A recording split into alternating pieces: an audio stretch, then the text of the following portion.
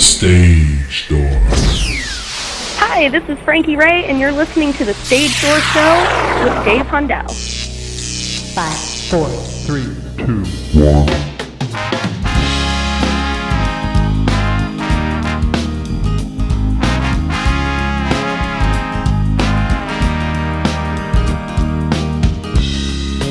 always said you were the perfect one. Hi everybody, welcome to The Stage Door tonight. This is Dave Hondel, and on our show we have rising singer-songwriter Frankie Raye with us. Frankie, thank you so much for being on The Stage Door show. Hey, thanks for having me. Now Frankie, you had a recent album in 2019 come out entitled Brave, which is on all streaming platforms. It's a follow-up to your 2016 debut album called A Thing or Two About Dreams. What can our listeners expect when they go on to find Brave on these streaming platforms? So this album was a lot of fun to make because I kind of had been sitting on a bunch of different kinds of songs for a while. You know, I had more folky, country kind of sounding songs, and then I had some more pop sounding ones and ones that were a little bit more edgier. So this album was a lot of fun to make because it has a little bit of everything. There's just a lot of really cool sounds that I hadn't really explored before. There's some cool vocal effects on one of the songs that I kind of like, which I've never really done before. So this album is just a lot of fun to make. I cover a lot of different topics.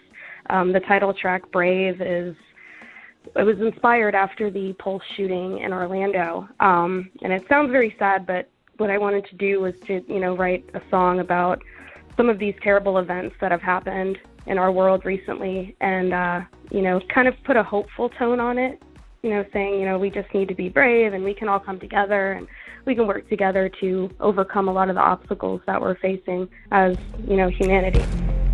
They never mentioned his name on the news. A Stanford boy couldn't do much harm. They never gave her truth. The truth that lies beneath their white smiles. But all of us know what this is about, boys. It takes all we have just to be safe. It takes everything we've got just to be brave in our hearts. Through everything we worked for, all the walls we've crushed and the love we've made. Brave in our minds. So that was that's kind of why I chose that as the title.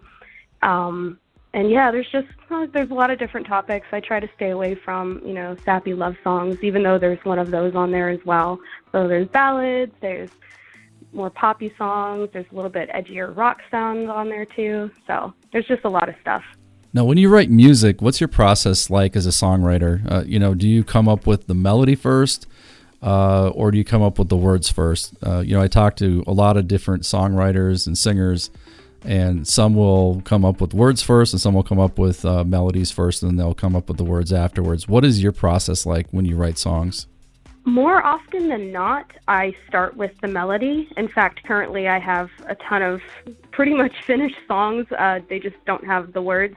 And I think that's more because I take the words so seriously. I can't just sit down and just write something that works. I have to really be invested in it, and I have to identify with what I'm saying. And I'm kind of hard on myself when it comes to lyrics. I'll rewrite the same line over and over again just because I'm just like, I don't want it to sound cheesy. I don't want it to sound too poetic, but I want it to be raw and candid at the same time. And there's just all that stuff running through my head. So I wish I would write the lyrics a little bit quicker than I do, but more often than not, I start with the melody and I kind of get a feel for, what does the song sound like? Is this, kind of a happy sound? Do I want to write a hopeful song, or is this more, edgy and more, depressing or whatever I'm feeling at the moment? So it usually starts with the melody. Sometimes the process of writing a song, I know, can take some time.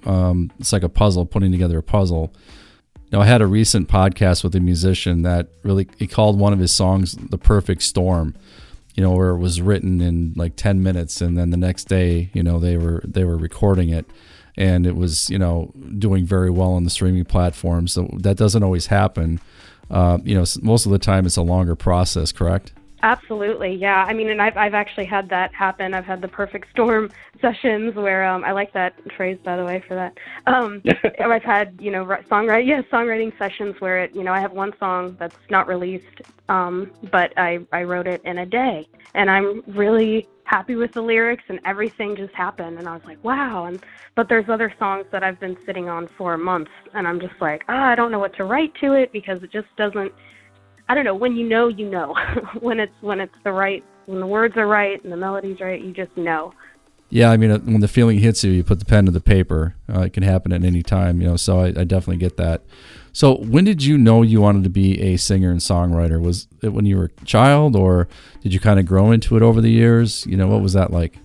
It was definitely something I always wanted to do. Even if I didn't quite realize, I didn't really. So when I was, younger, I would always listen to music with my mother. I would listen to Joni Mitchell and Dolly Parton and Alanis Morissette and, wide variety. And I would always imagine myself playing those songs. I mean, in my head, I would just picture myself on the stage with the guitar singing whatever song I liked. I also I didn't quite know it was possible to do that. I think I was kind of too young to really look at the big picture of all of that, but it was definitely something that I always wanted to do. I was always, making up little songs in my head, and when I was a little kid, I had a keyboard, and I used to always write songs on that. So I would always, that fantasy of me being on a stage performing and singing songs that I wrote, that would keep me occupied for hours. I would just sit there and just think about it, or even certain TV shows, like there were shows that I was watching when I was a kid, dancing and singing variety type shows. I used to, lock myself in my room and, learn the dance moves that I was seeing on TV or learn the songs, and just I was always performing, even if it was just for myself in my mirror, Oh, that's cool. Yeah, I like to hear that. That's a great story. I noticed that you do a lot of media, you do a lot of TV interviews, radio interviews all around the country, and you really put yourself out there as an artist. We have a lot of indie artists that listen to our podcast. Talk about the importance of branding and marketing yourself as an artist. Yeah, it's definitely important, and it's not easy to do. I'm actually still kind of learning myself what my actual brand is. I mean, I'm a singer-songwriter, and I write, happy, poppy music with a lot of, serious lyrics packed in there. But baby, we can wait all night to decide if this is right, or if we should just keep this locked away. And I've heard you wish for secrecy, but I'd rather us be brave, and we can make it out of this okay. I'm not turning back again this time, because you're everything, and can you give me something else to make sense of this? The mess of this is a part of the game, but you have something else, and your beauty and your brilliance on my kryptonite, and your words on my song. Forget everything I said about love, and let's be wrong. But it's definitely important, everything from your, hiring a really good photographer and not just relying on a friend with a cell phone to take pictures of you, investing in a videographer to do some kind of promo video. Like, I know I've spent a lot of time thinking of what I want my pictures to look like and what I want my videos to look like. And I hired this one videographer he's an independent filmmaker. And I just liked the style of his movies. So I hired him to come in and do a promo video of me talking to the camera and performing a song.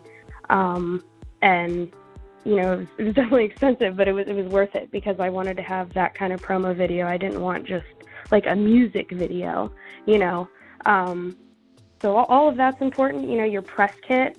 I've spent so much time rewriting my biography and making sure everything is updated, making sure I have updated pictures, updated live videos, and just getting my story together, and hustling and reaching out and telling people what I do. I'm a songwriter, and I know my genre. It's definitely, poppy and folky with an acoustic element.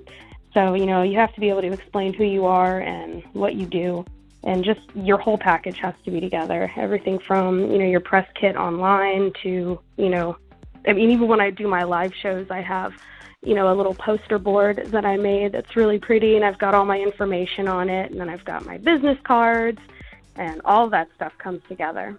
Now, I think in the business of being an indie artist, it's important to really put yourself out there. Even if you have a management team or somebody working with you, it's important to actually put yourself out there as well and kind of be your own business person. So, what are some things that you do to set yourself apart from some of the other artists? It's actually interesting. I did a podcast interview a few months ago, and one of the things that I was talking about that I was frustrated with, and I was like, I'm having a hard time, setting myself apart. And the person interviewing me was looking at my Instagram account, and she's like, I see you post a lot of, flyers about shows that you're doing, and that's great, and you have a lot of pictures of yourself. She's like, but what else is there to you that people would be interested in? Like, what are 5 things that you're interested in or that you like, aside from music? And I was like, okay, well, I like food, I like cooking, I like animals, I like all that kind of stuff. And she's like, well, start posting about that. She's like, post a picture of your cat on your Instagram. And I'm like, well, yeah, but my Instagram's more for my music business. And she's like, it doesn't matter. That is, people want to see you. Don't just post every day saying, hey, I'm playing here tonight, come watch me. Hey, I'm playing here tonight, come watch me. Make a post about a book that you read recently or something, to give yourself a little bit more of a personality and, more well-rounded, something that people can relate to aside from just the music. So that's actually something that I've been working on recently to kind of set myself apart and get my story and my brand together. I've been posting about, other artists that I like to listen to. I'm posting a lot of pictures of my animals, which I love, and food and all that kind of stuff, just to give people a little idea of who Frankie is, aside from the fact that she writes songs. Frankie, you get a lot of radio play around the country and, also in Australia. How did you react the first time you either heard your music on the radio or found out that it was playing on the radio? I was really excited and kind of blown away. I don't personally think my music has like a contemporary commercial feel, but I think it's cool that there are still these independent radio stations that are supporting unsigned artists, indie artists. And I was really excited. That radio play came along with an interview, and I'm actually still friends with that host on social media. So it's just really cool to know, the world that we live in, your music can travel, literally across the globe. So it was really exciting, and because people are listening. See, this mountain's not that hard to climb. I'm miles from the top, but I'm doing just fine. So you can go ahead and keep whatever makes you as perfect as you are, and I'm gonna keep what makes me a star. I can shine as bright as you, 'cause I got dreams to follow too.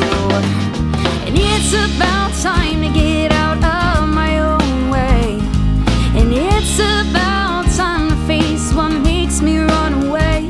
See, I've heard you loud and clear, and I'm taking my chances, 'cause they're not yours to take. Now, I know you played a lot of notable shows in your career, Frankie, but the one that really caught my attention was the NAMM show, which stands for National Association of Music Merchants. Every year it's held where many artists, notable artists from all over the world, attend and play, different performances at the booths, either for Gibson, Taylor, regardless of the booth. They usually have big name artists play there. So to play at NAMM is really a big deal. So talk about that, in the last few years that you played there, and, how was that experience? That was very exciting. This past January was actually my third year going. And so the first year I went, I wasn't really able to perform at all. There was a booth that I was kind of working with. There was a small independent company, and I was able to kind of demo some of their PA systems. So that was really exciting. And then this past year that I went, I had a couple performances. I was able to get a spot on the Yamaha stage, and I did that just through applying on their website. And also, I got to do a show at the House of Blues right there in Anaheim. And that was really exciting because I was able to get that show because last year when I went, I met a, singer-songwriter, and he and I, added each other on social media, and we kind of got to know each other. And this past year, he said, "Hey, I'm putting a show together at the House of Blues, and I want you to be a part of it." I was just like, "Oh, that's awesome!" And they were artists from all over the country that were also doing this show. So that was really exciting, and it just reminded me how important it is to network. And you never know who you're going to meet that's going to maybe help you open up a new door or reach a new goal that you didn't think you could reach. But it was just really exciting. It took 3 years to kind of be able to do an actual performance. But it was a lot of fun, definitely. Frankie, what are some of the current projects you're working on, and what can we all look forward to? I'm actually fortunate enough to have a roommate who is a recording engineer. He has his whole setup in his bedroom, and he's made many, many records in his life. So he and I have actually been recording some of the newer songs that I've been writing, and we finished one I'm pretty much planning on releasing it as soon as the quarantine is over, or at least, midsummer by the latest. So I have that. So I have a new single coming out. It's called Theodora. And there's videos on my social media of me playing it. So that's really exciting. And like I was saying earlier, I have so many songs that are pretty much finished. They just need lyrics that I've been sitting on. So I've kind of been trying to find, new inspirations to write about. I'm working on one about the quarantine, obviously, because it's, what everyone's facing right now. So I'm excited. That probably will be the next one that I finish. And as soon as each song's finished, I get with my roommate and we'll record it. And so hopefully by the end of this year, I'll have a new album out. How can listeners find your work, and how can they find you on social media? My website is frankieraye.com. And my website has all of the links to everything, Spotify, social media accounts. Social media handles are all Frankie Raye Music. And I'm pretty much everywhere. I've got, iTunes, Spotify, all of those major streaming platforms.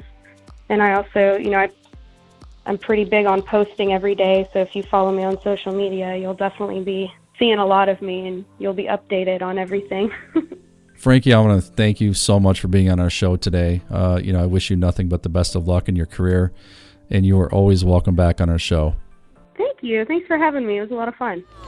Can you give me something else to